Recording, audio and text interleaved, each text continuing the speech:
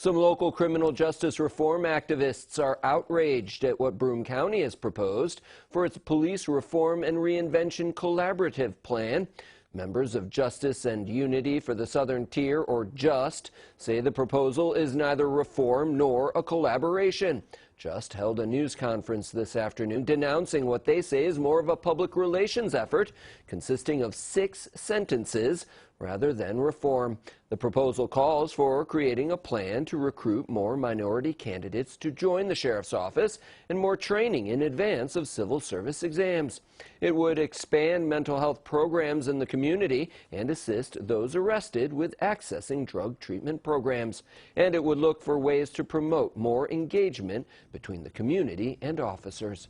JUST member Andy Pragus says groups like his were shut out of the process and that the county's task force ignored the results of conversations the group recorded with over 700 stakeholders since protests over the killing of George Floyd began last summer. It's supposed to be a democratic process that involves all communities and all stakeholders.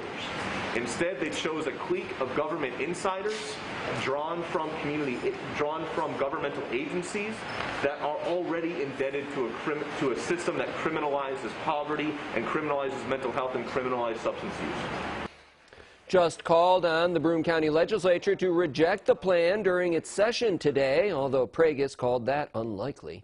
He says the vague goals outlined in the proposal give too much leeway to Sheriff Dave Harder.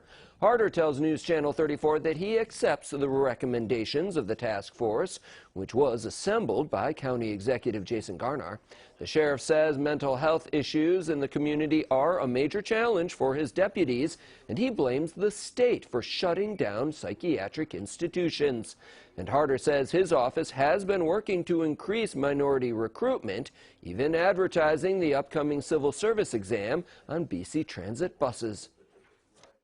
Sergeant Davis, our training division, is going to hold classes for people on how to take the exam and how to get ready. He's going to have where you have to get physically fit to pass the agility part.